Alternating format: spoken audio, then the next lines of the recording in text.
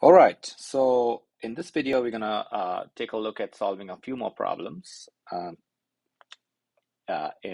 where you're facing expressions that are more of the trinomial form where you're solving for a variable. Okay, let's take a look at this one. So you have x squared is equal to minus 15 plus 8x. Okay, so the thing to recognize out here is you have x squared on this side, and you have the 8x on this side, and you have the negative 15 out here. So what you should do is you should pull these two terms to the left side of the equation, okay? So if I pull those to the left side, I get x squared minus 8x plus 15 is equal to 0. Once I do that, now I have a trinomial which I need to factor. So if I take the 1 and the 15, I get 15. Factors of 15 that are going to make 8 is 3 and 5. And I have to put a negative for both. That's how I get negative 8.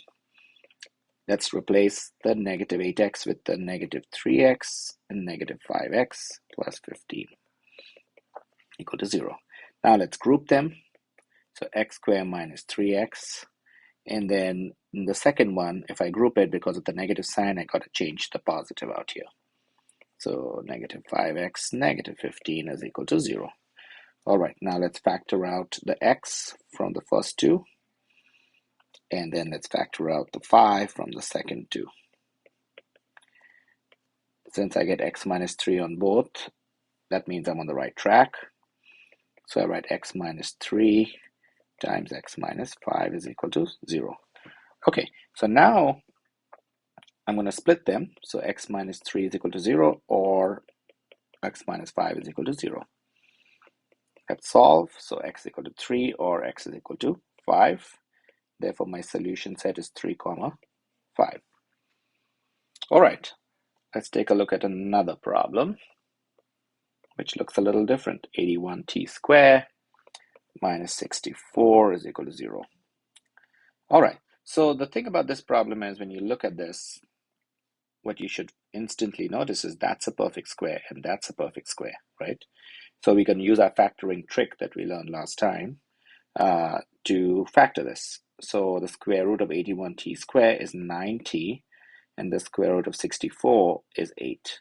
So we do 9t minus 8 times 9t plus 8 is equal to 0.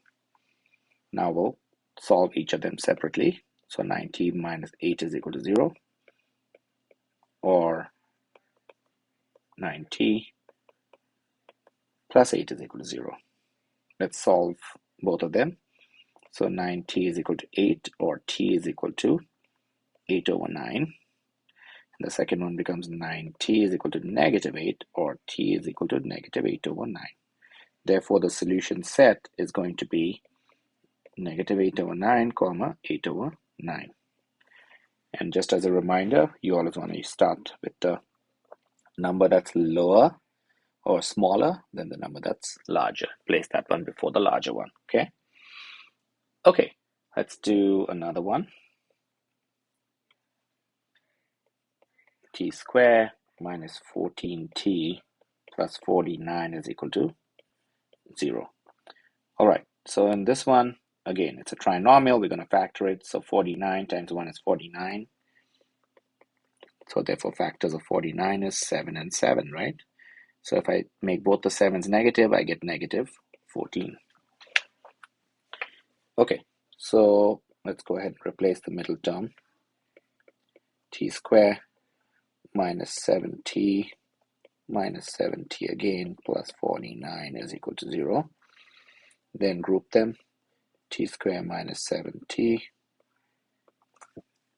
my first group. And then the second group, because of the negative sign, it's going to flip the sign of the 49 to a negative. Now I'm going to pull t out from the first one, so factor it out. Pull 7 out from the second group.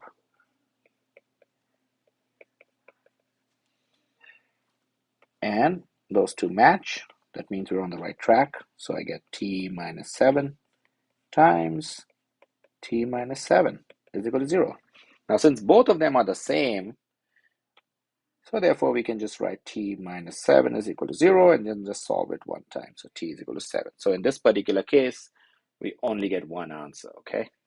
because if you think about this one out here, that is really t minus 7 square is equal to 0. So it's a full square. Okay. All right. So that's how this one goes.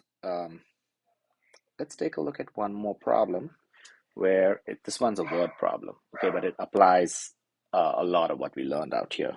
So I'll go ahead and write out the problem out here. The product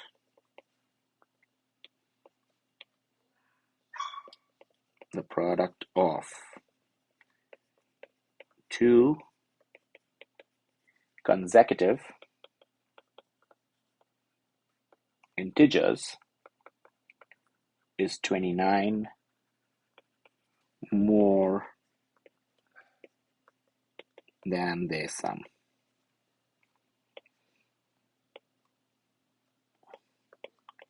What are the integers? Okay, let me see if I can maybe use the software to make this into text. So we can,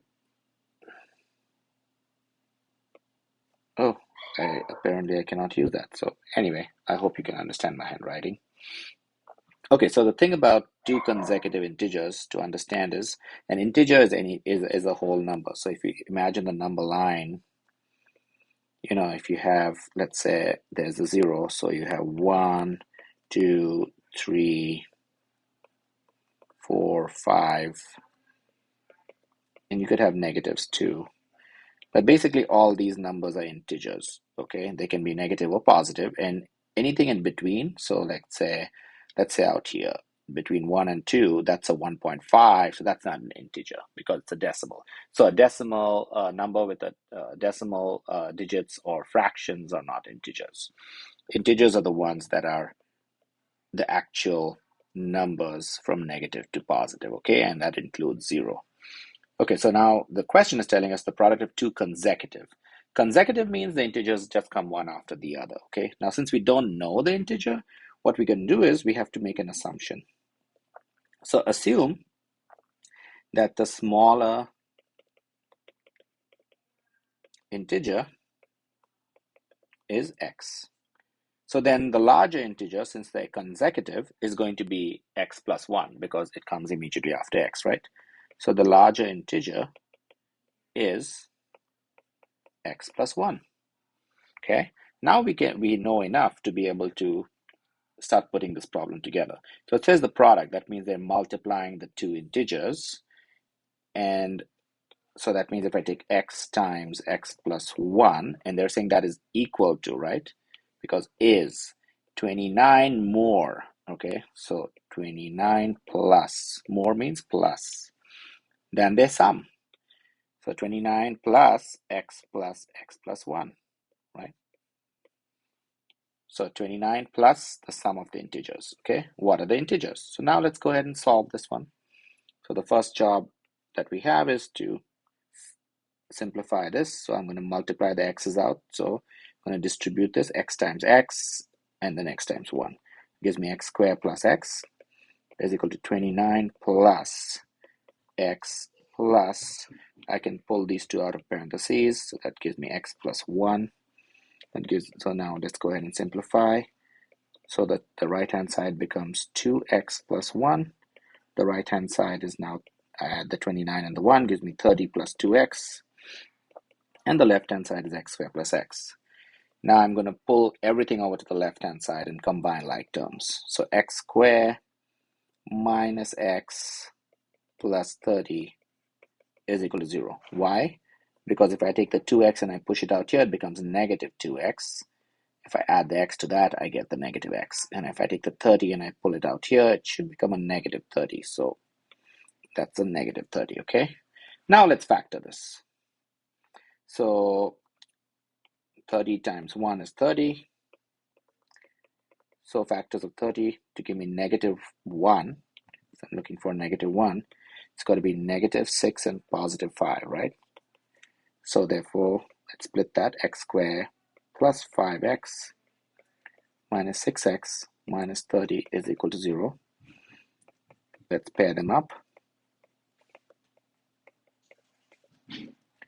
Because of the negative sign, that sign is going to flip. Now I'm going to factor out common factors. So x times x plus 5 minus 6 times x plus 5. And we're on the right track because those two match, right? So write x plus 5 times x minus 6 is equal to 0. Now solve each of them. X plus 5 is equal to 0, or x minus 6 is equal to 0. So the first one becomes x is equal to negative 5, and the second one becomes x is equal to 6. So therefore the solution set, so you can either have x equal to negative 5 or x equal to 6. But since the problem, if we go back up to the problem, since the problem really is asking us what are the integers, so out here I have to understand that so my integers can either be, because see, my two integers are x and x plus 1, right? So they can either be negative 5 and negative 5 plus 1, which is negative 4. So therefore it's going to be negative 5 and negative 4. Or my integers could be 6 and 6 plus 1 is equal to 7. So those are the two possible answers. So I can either have this being my integers or this. Okay, and that's pretty much it. Thanks for watching.